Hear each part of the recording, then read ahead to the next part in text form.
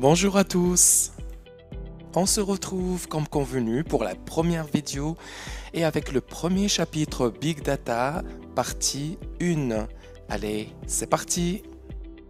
Les outils à avoir dans ce chapitre, on a Hadoop, Spark, Java, Python et Elasticsearch. Voici quelques supports du cours pour bien comprendre le chapitre et le métier de Big Data comme Big Data in Practice, Spark, etc. Voici mes références aussi. Pourquoi des données volumineuses? Avec les avancements technologiques, les exigences réglementaires, la multiplication du système machine, les solutions des business intelligence et les centres de recherche. Un petit rappel pour les tailles de données de kilobytes jusqu'à yottabytes et j'attire votre attention aussi que le problème de Big Data commence même par le kilobyte. Comme vous remarquez, une croissance énorme et remarquable dans le volume de données, par exemple de 2005 au 2011. Et comme vous remarquez, donc les revenus de Big Data s'améliorent et s'augmentent. Par exemple, de 2015, en 2015, on trouve des revenus de 122 billions de dollars, allant jusqu'à 210 billions de dollars en 2020. Et à nos jours, ce domaine est trop demandé dans le marché de travail. Selon les estimations, il y a 2,7 millions d'emplois pour l'analyse de données et la science sont attendus aux États-Unis d'ici 2020, fin 2020.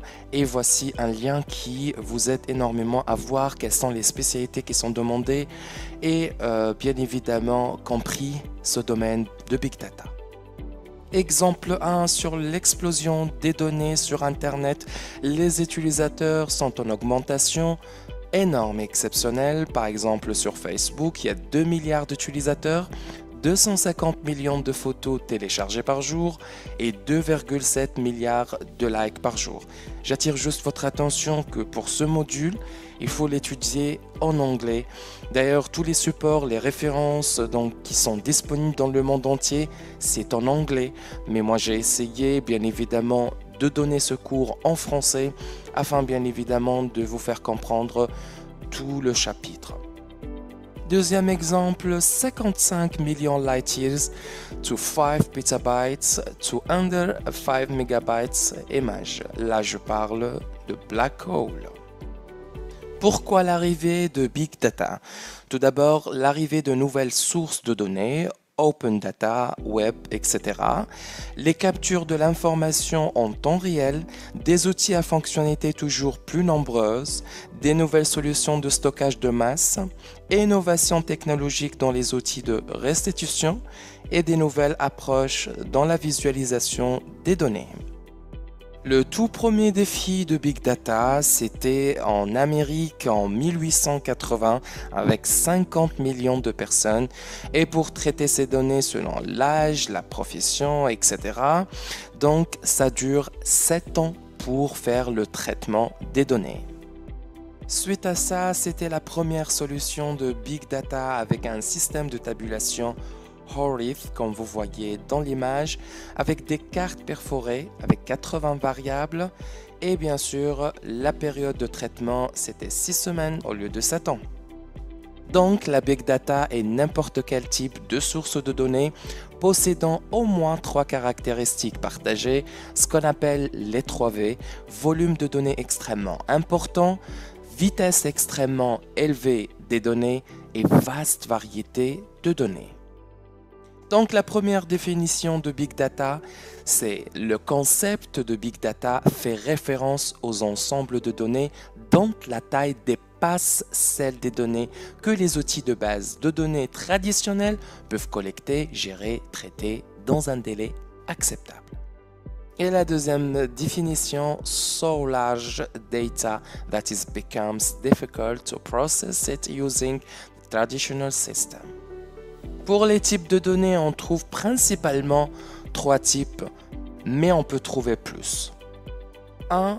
Des données non structurées. Tout ce qui est réseaux sociaux, email, blog, tweets, digital images, des vidéos, audio, online data, mobile data, donc des pages de web, etc. 2.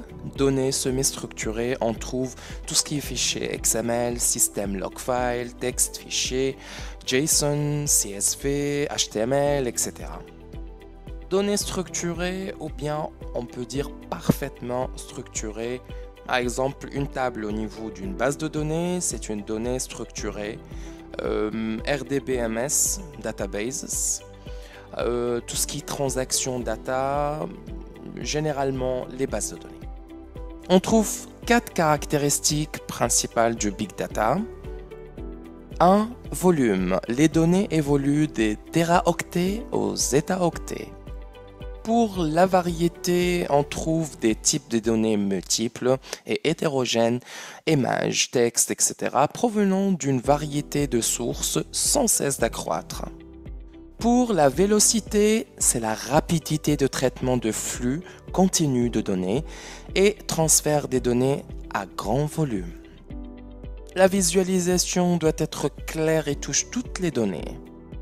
Voilà notre première vidéo avec la première partie de chapitre Big Data. On se retrouve pour le prochain cours, toujours dans le chapitre Big Data. Et on va bien évidemment entamer la solution Big Data Hadoop et quelques pratiques. À très bientôt.